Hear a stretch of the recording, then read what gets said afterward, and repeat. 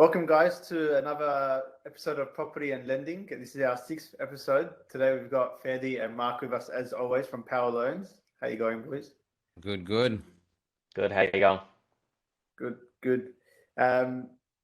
Today we wanted to get an accountant on, but we didn't give him any notice. So He did message, and we'll try and get him on next week. So we decided we'll talk about dual occupancy and a different type of property. Do you guys want to just kind of explain what a dual occupancy is in the eyes of a bank or in terms of lenders? What does it mean? Does it change the way finance works? What is a dual occupancy in terms of, from your perspective? Let Mark take this one. He's dealt with a few scenarios lately with him on there. They're actually pretty annoying when you come to put it through with lenders because although there may be two lots on the one title, so like a granny flat at the back or side-by-side duplex, one story in Brisbane, which is becoming increasingly popular with our clients, what the bank actually does when they come to do a valuation, even if both of them are rented out, what we're finding is a lot of the time the lenders are being so conservative that they'll do a valuation on the property, figure out exactly what the rental would be if one family was to rent it out, and that would be the figure we have to apply. So just to give you a bit of an example, I had one recently where the purchase price was 800 grand. The rent from the two side-by-side duplex was 820 altogether. When they did the valuation, the rental came up about 650, and on the calculator we had to use 650.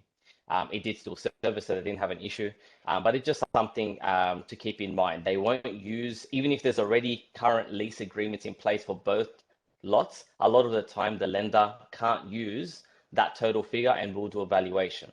But in general, what we're talking about with the dual occupancy is when there's two dwellings on the one title. So like I said, it could be a granny flat at the back of a house, could be two side-by-side dwellings, whether it's like a duplex, like semi-detached, or fully detached. There's a lot of them out there, and they're becoming very popular.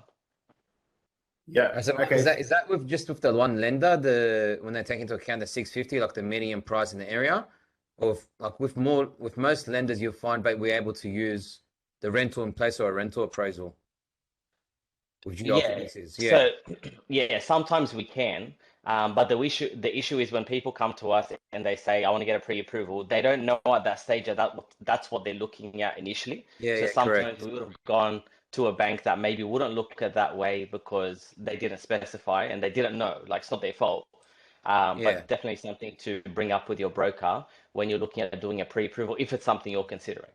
Yeah. So there are definitely lenders that will take into consideration the total rent. Otherwise, it's fairly useless, isn't it? Purchasing these properties from a lending perspective. It's so hard, but with most lenders, they'll shed off 80% of the rental. So whatever you're receiving per week, they're going to shed 80% of the rental. But that's going to be 80% regardless if it's dual occupancy or not, correct? Yeah, correct. Cool.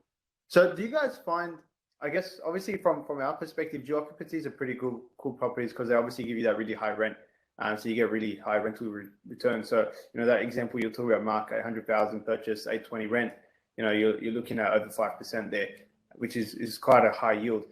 From our perspective, when we're planning a portfolio, high cash flows is great because it's supposed to mean high, easy serviceability and long-term serviceability. From your perspective, when it comes to financing, is it the same? Does it work the same way in terms of servicing? So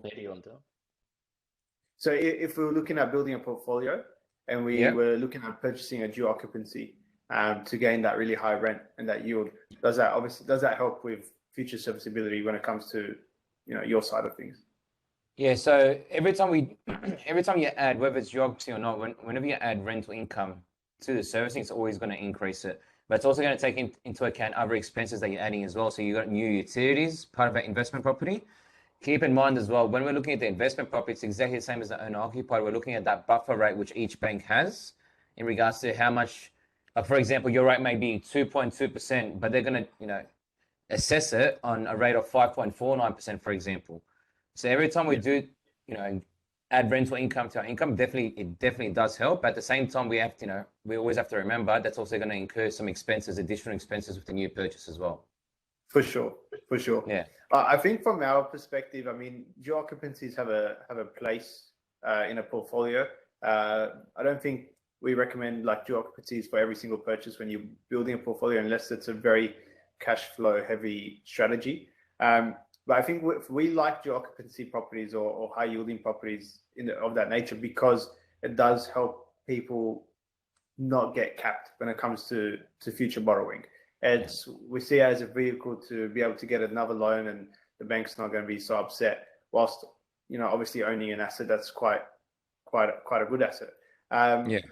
When we're looking at duocs, I mean the biggest positive is obviously that the cash flow component. Probably the biggest negative, though, is the slower capital growth.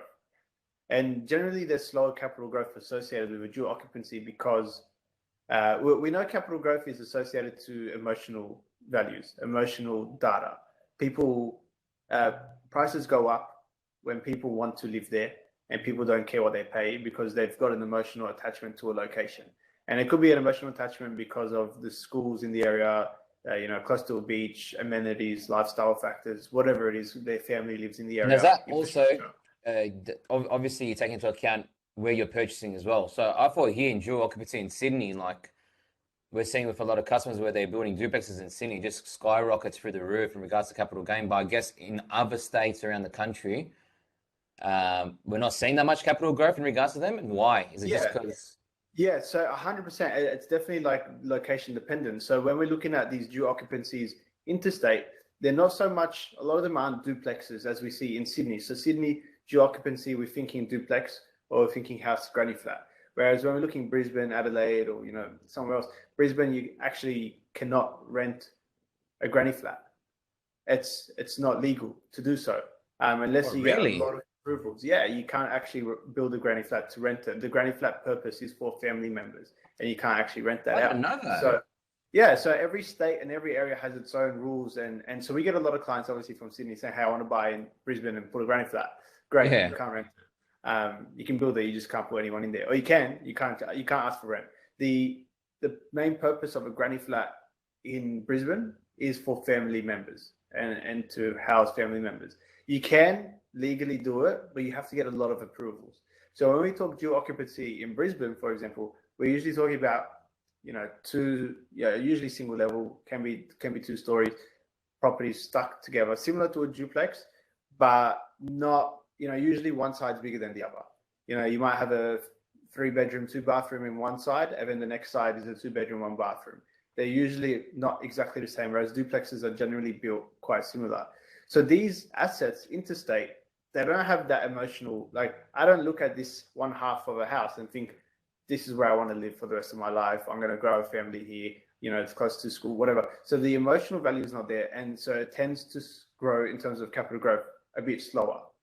And I'm guessing that would definitely give it a hit. Now that you've explained that, like I didn't even know about the granny flat, but that will also, affect the capital gain on that property as well. Because what if an investor, like I'm just thinking to myself, what if I purchase an investment and I want to rent them both out? I can't rent out the granny flat.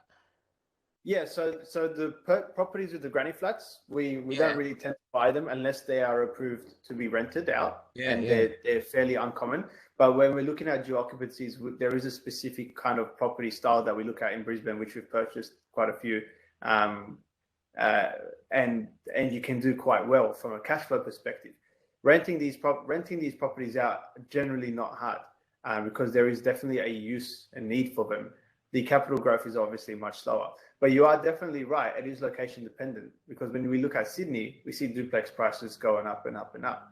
And I think the major difference is the style that's being built and what is being built, the actual asset. A duplex, at the end of the day, as well as Sydney, Sydney's so expensive that a duplex is a means to enter the market into a better location, as opposed to spending the same money and having to go 20k further out west or southwest compared to where you are looking at that time.